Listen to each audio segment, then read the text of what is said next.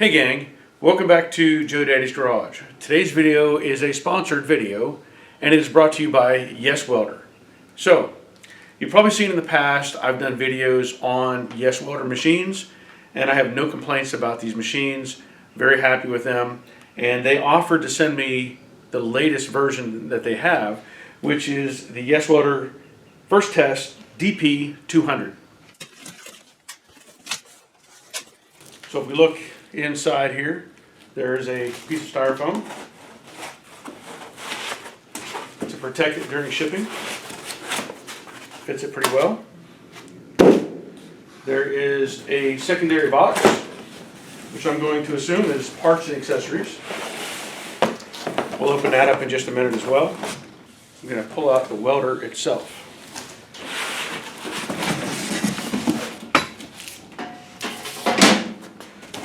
That's all that's in the box. This is my first look at this. I have not opened this box yet. So you can see it says First Test DP200 dual pulse MIG welder here on the side.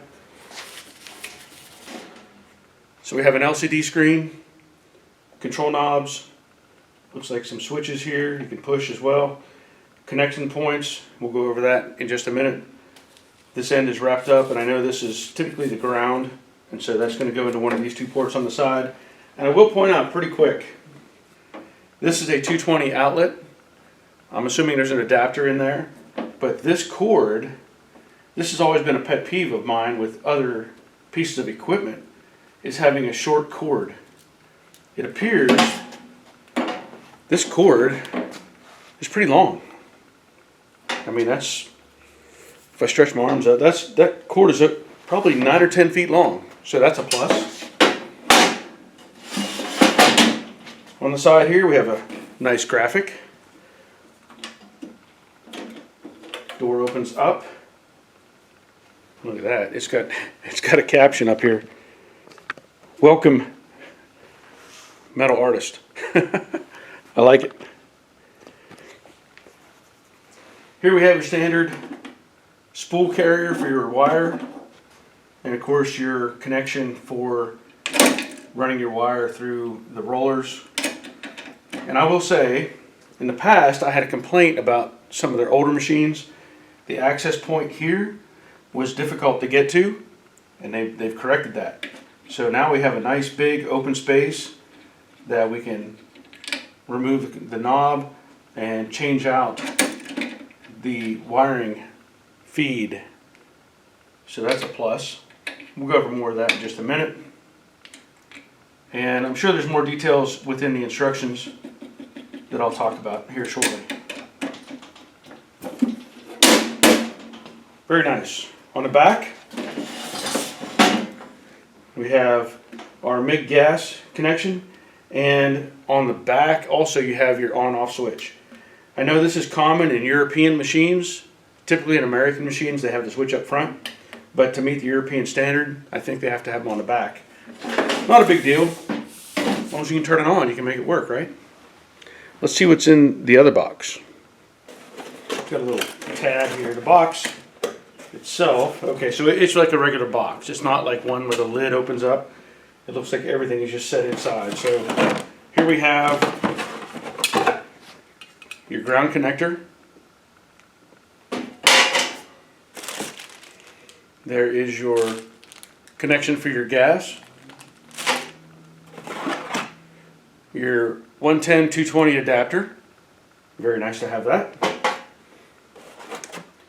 There is a spool of Yeswelder E71T GS wire, and it says on top here that is 0.030 and flux cord. This is flux cord wire.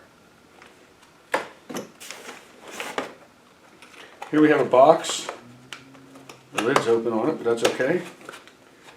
This is MIG solid wire 0.030, and that is ER70S-6.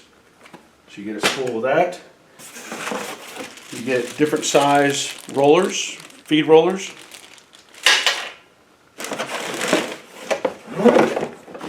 The good old standard issue stick welder wand whatever you want to call it, stinger. And that's all that's in the box. You get an instruction book. Let me go over some of that here in just a second. And the MIG whip, as some people like to say. Inside of this, there's also a sleeve, an inner sleeve that goes inside of the whip, and this is probably a replacement liner for your wire feed, because sometimes they wear out, so they give you a spare. There are also a variety of tips and a wrench.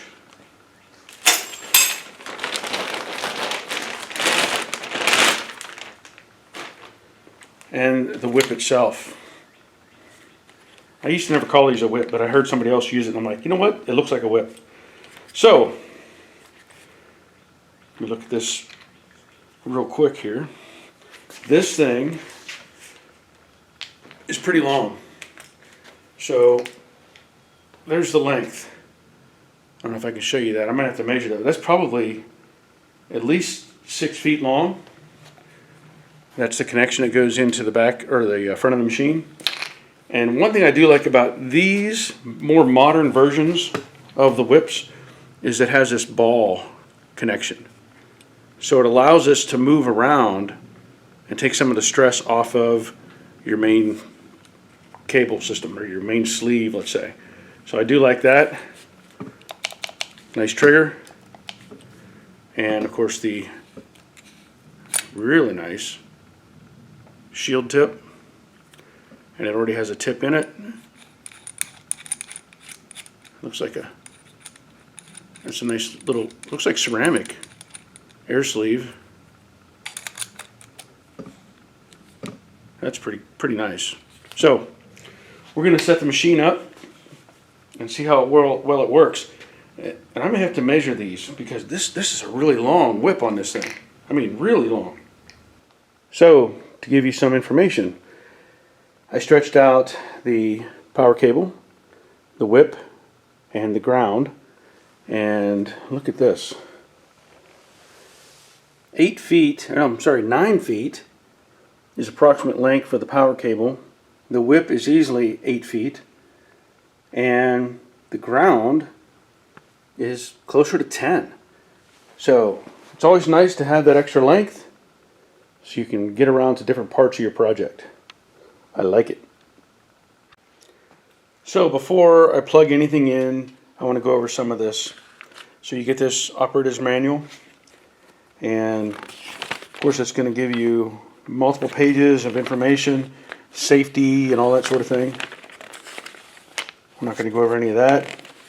It tells you technical specifications over here on this page 5, but the stuff I want to look at is this. So item 1, as they point to here, is a DP200. 2 is a welding wire. 3 is a work clamp, as I expressed earlier, the ground clamp. 4 is electrode holder. That's talking about the stick welder. That's this item right here. 5 are the drive rollers. It says V-groove, U-groove, and knurled roll. So one of each. Here's your 240 to 120 volt power adapter, 24 kD MIG gun, contact tips. That's the extra pieces that they gave us. And there's 4 pieces for that. Where's that at? Let me find that, number 8. Oh, yeah, inside there. Okay. And then your gas hose, as I mentioned earlier, and the liner, which is graphene liner. And of course the operator's manual. So it talks about on the front of the machine. So there's a variety of things here, and I'm just going to point to the machine itself as I mention these. So you have a 7-inch LCD screen. Item number 2 here is your wire speed amperage control knob. Item 3 here is your home button. Plus, press that to immediately return to the main menu for mode selection. Item 4 is the control knob. Turn or press to select from the menu or change selection values. Turn to select an option. Press to confirm an option. Number 5 is the help button. Press to get help information. Press and hold to enter the setting menu. Number 6, voltage control knob. Turn to adjust the voltage in MIG and flux cord modes. Press to return to the previous menu. Now, down here, 7 is your Euro torch socket. 8 is your wire feed polarity lead. 9, spool gun socket. That's for connecting the spool gun to the machine. 10 is the foot pedal socket. 11 is your positive output terminal, and 12 is your negative output terminal. And as I mentioned on the back, you have a power switch, a gas inlet, and the power cable and fan. So I don't need to show you all that. This is pretty self-explanatory. I'll have to get this off. It's coming. There it goes. So, a little protective cover for the gun connection. And you can see it has only one way that it'll fit. So we'll put that up on there, line it up, gently slide it in place, and then thread it on. It's got a retaining nut here that holds it on. So that's in place.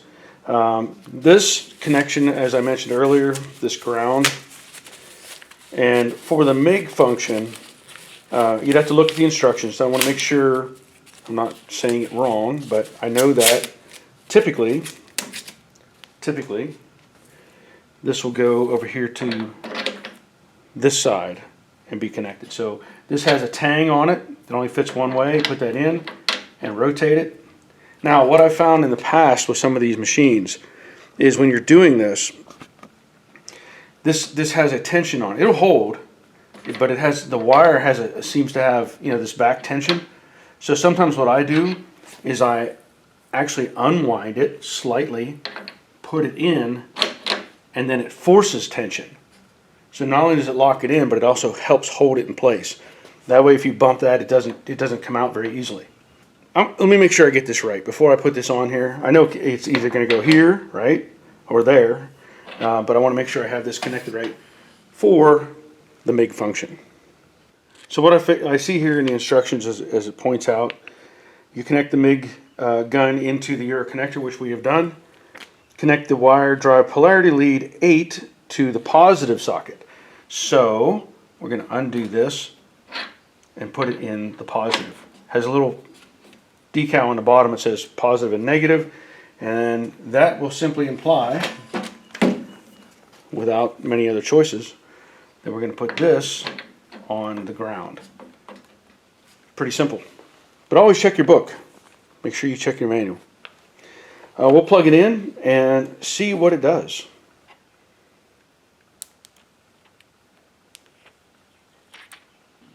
Okay, we're going to turn this on. Again, the switch is all the way in the back. So I'll flip that switch.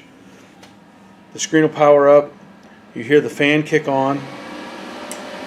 And that'll just cycle through. It'll actually drop down speed here in just a minute. And it'll go on from there. Let it get a little bit quieter. Now, these knobs, you can see, you can turn these knobs obviously. And this one will change your amperage, and at some point it will change the voltage on that side. So as you turn this and increase or decrease, you'll see those numbers change. This knob will do voltage, so you can see that change. This knob, if you look up here, you'll see different parameters. So there it says steel, that's your gas, wire thickness, metal thickness, 2-touch, 4-touch, and memory. So we're going to go to the first one, and steel, and it'll let you choose stainless or steel, stainless. Come on down to AL 40, 43, AL 35 or 53, 56. I don't know what those are, but I know what steel is. So oh, I'm sorry. We'll hit this button again. Come back. Next button, argon mix. So you can do 100% CO2, 75-25 argon CO2, 90-10, 98-2, 100% argon, and HE tri-mix. We're going to leave it on 75/25 because that's what I use. Wire thickness, pretty self-explanatory. You've got 024, 030, 035, 045. I'm going to put it on 030. 14 gauge is the current metal thickness. You can change that as well to whatever you want. Up to, it says 3/8. Now, we are on 110, so I'm going to assume it won't let you go to 3/8 because you're not really supposed to weld with 110 voltage. So it'll limit you to quarter. I'm not going to switch that over to 220. So I'm going to set this on, and we'll set it on 16. Now this 2T, if you can see that, what that means is you can choose between 2-touch, 4-touch, spot, and S4T. I don't know what S4T is. I found out that S4T is a special 4T mode that includes a slope function. You press the trigger to start the preset start slope, hold to weld, and then release to trigger the preset crater slope before stopping. It's especially useful for applications where you need smoother starts and stops. Those are your only choices. The 2T, 4T, what that means is if you want to do some welding, normal welding, you squeeze the trigger and you hold it and you let go and it stops. With 4-touch or 4T, you squeeze the trigger, you let go, it's going to keep on feeding. Squeeze it again and let go and it shuts it off. That's usually used for like production welding type of things, not in a home shop so much. Spot, we all know a spot weld, and what I'm going to assume is it will do a spot and stop, spot and stop, spot and stop. Hear the fan kicking on again. So it'll allow you to cycle through if you're doing spot welds on a panel and hopefully keep the heat down. So we're going to leave it on 2-touch. And over here it has a memory, and that is for setting up parameters. Like if you wanted to have keep this setting, you could program it to keep that. You can change it on and on. So if you're consistently using one type of metal or one thickness or whatever, you know, if you like this setup, you can save it as a memory, and then you can just select the next one if you want to change it to another parameter. Now I'm going to go back to the home button right here, the second button. Whoop, let me leave that alone. Let's do cancel there. Okay, so if I do home button, this allows you to choose between the MIG gun with regular gas, flux core without gas, TIG, stick, and then there's some other settings over here. I do not have a TIG setup with this machine, so I'm not going to be using that. I do want to go over and look at some of these settings, and so it gives you these parameters: English, how bright you want it, what mode, there's reset mode, stuff like that. So we're not going to worry about any of that right at the moment. I'm going to keep that gun. Now, one more thing. Over here you have this question mark. And let me tell you, this is pretty cool. If I click on that, it brings up all the information you need on this machine.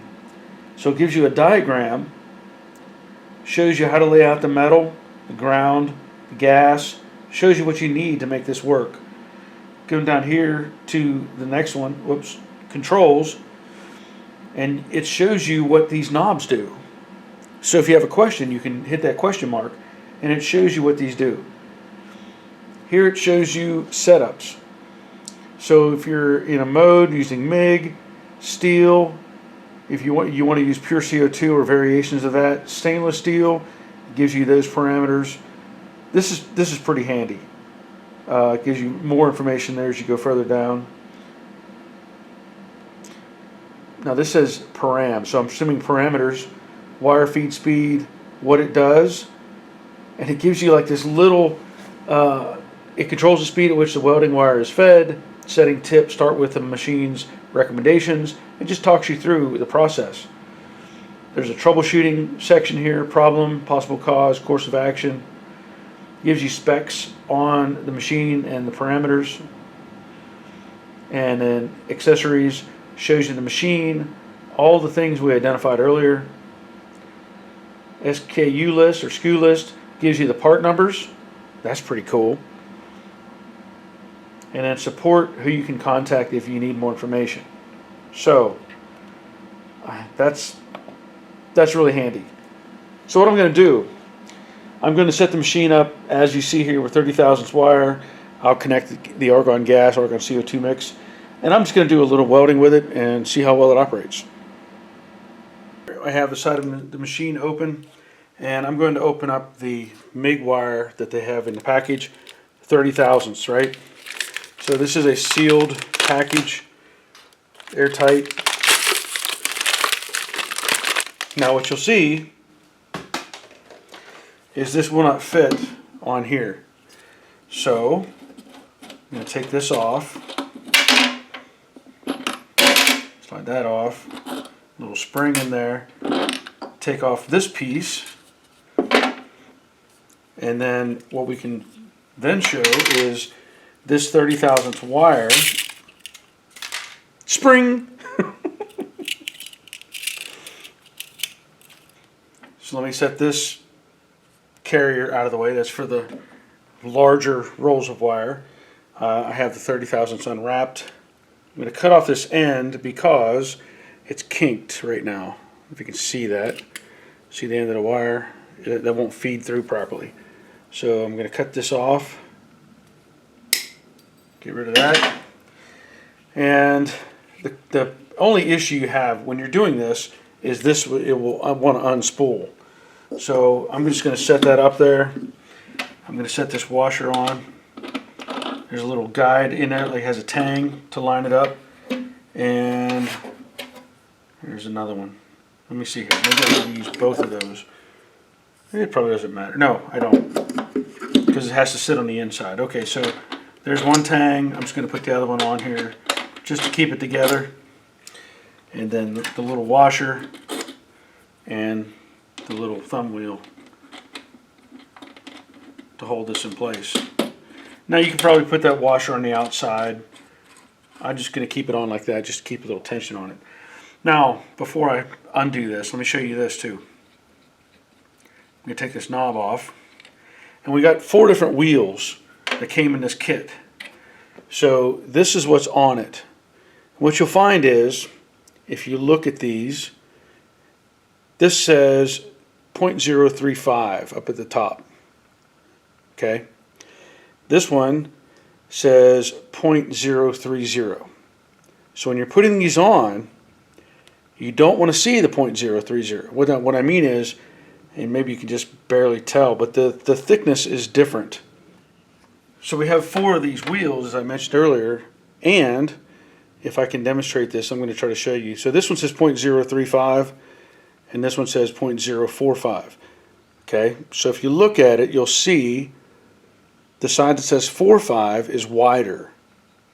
So what does that mean? Well, whenever you go to put this on, I'll go back to this 030. Not that's the I don't want that one. That's got the knurled edge on it. Okay, so the 030. The roller needs to be the inside groove. So you want to face that in, so it makes contact, because you'll see the wire feed is on top right there, meaning the wire goes in and it's going to be on that side of the groove. So if you put it the opposite where you can read it, that's not going to help you. Hope that makes sense. Okay, now I'm going to feed this wire into the guide and then feed it into the guide that goes into the sleeve. So you can either feed this through as much as you want at this point. Obviously it's going to take some some unspooling to get it into the gun as far as I want it. Or you can close this down and pull up the tensioner. So this allows you to change tension on the wire itself, and you have to experiment with that, see what works for you and how well it operates. They point out in the instructions you don't want this to be like tight, like you don't want a ton of tension on this, you want it to just kind of relax. What I'm going to do is turn the machine back on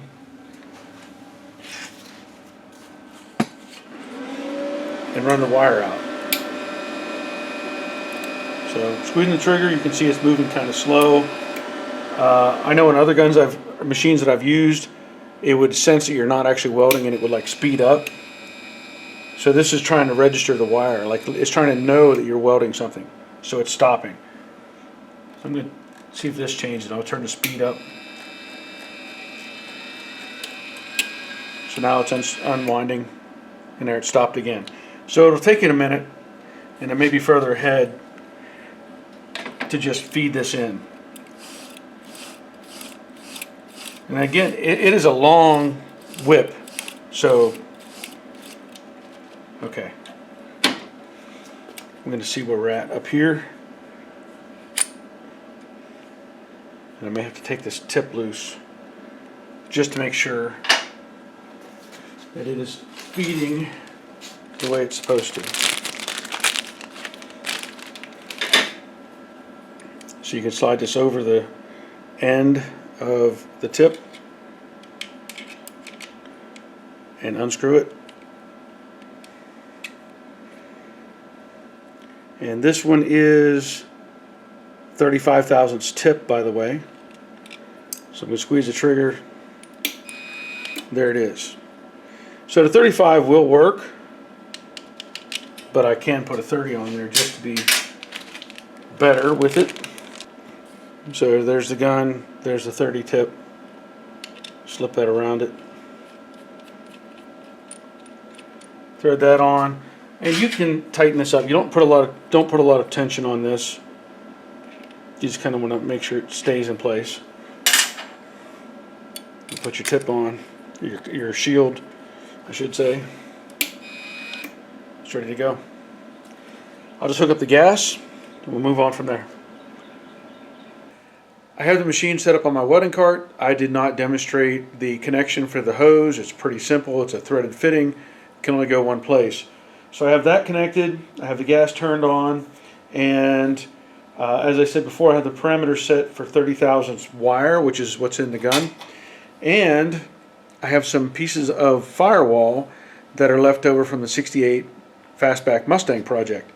I also have this little steel gauge, wire gauge, or thickness. So I'm going to just check this.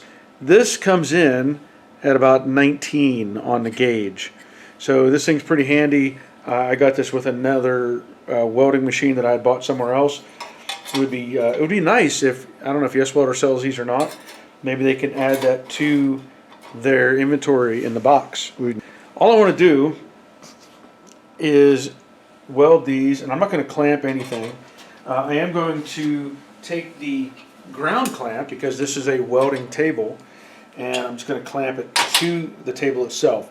That should give me enough ground for this. I am going to double check the thickness of the metal as I selected previously. So when I go up here, gauge thickness, I'm going to pan over to where it says 16, and I'm going to go with 18, because that's what it is, 18 or 19. I'm going to go with 18, and then okay, now these are the parameters it has set on its own. So I'm going to put on my welding hood. Also, this is a pretty cool hood from Yeswelder. I've had this for a while. It's like the Outlaw or something on the side of it. Let's see what happens. You don't want to have this much wire sticking out. Remember, I had fed it out. So I'm going to cut that off. Here we go.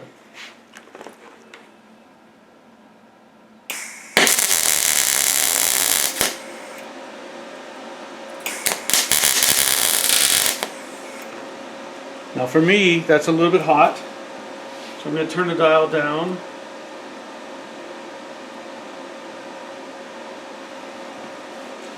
Try it again.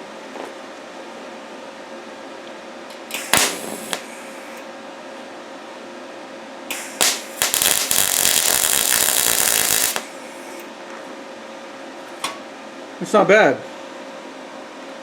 That's not bad at all. We'll do one more in between those.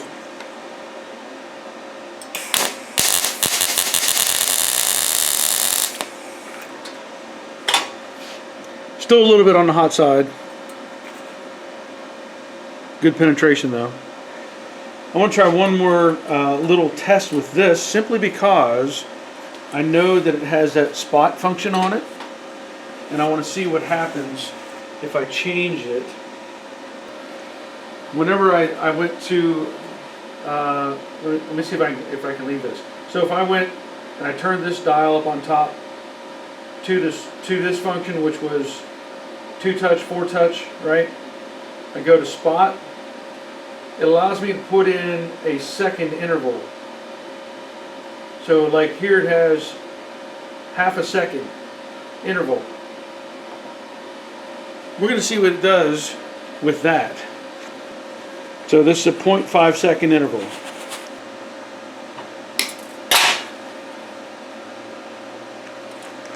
And all I'm going to do is squeeze the trigger and we'll see what the machine does.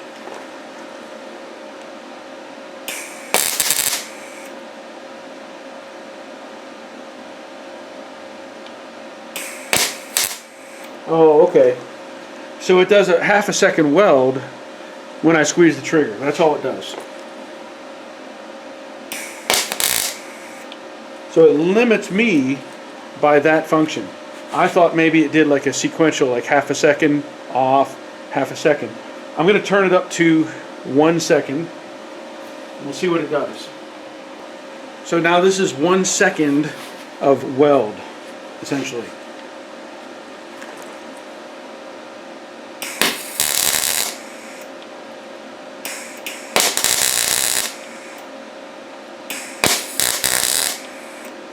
Okay. So what that does is it limits the length of time that you actually weld. I think I might like that. I'm going to do some more.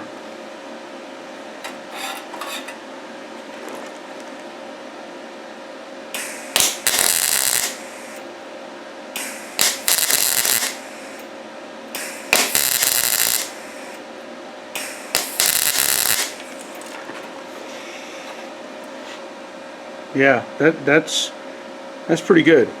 Might take a little getting used to, but you know, when you're doing panels, you don't want to go fast anyway. You want to make sure you're not, you know, distorting the metal. Now this is obviously not clamped, nothing in place.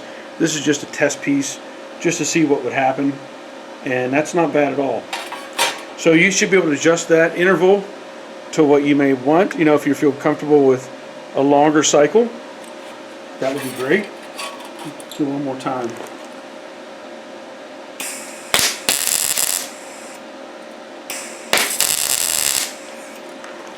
Yeah, I can see the value in that. Okay, now that I've welded the thin sheet metal, I'm going to try something different.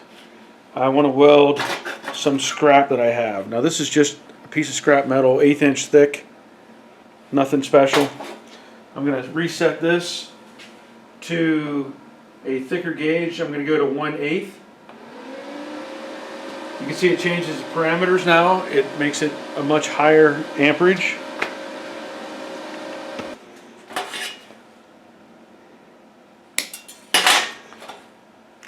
Again, just a piece of scrap. So what I want to do is I'm going to weld over this rust. I'm not even going to clean this up. I just want to see what it does with the rusted metal.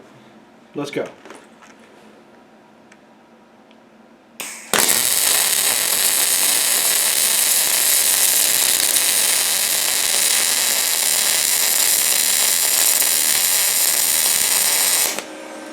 Woo!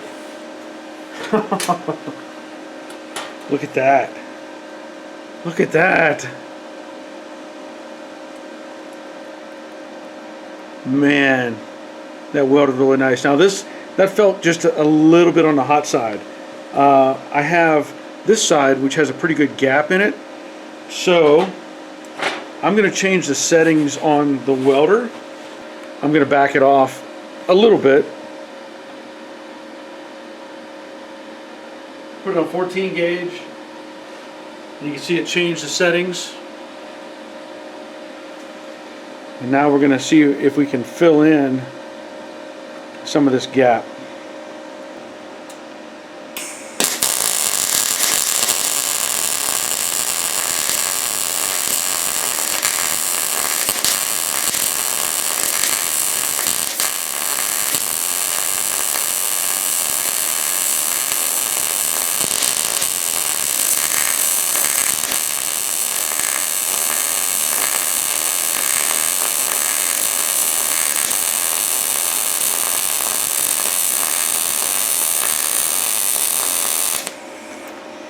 I gotta say, I love welding heavier metal. Look at that. Fantastic. And this is very hot. That's really awesome. Woo! That's hot. I will show you this too. I had actually filmed this twice. Well, I thought I filmed it the first time and I didn't.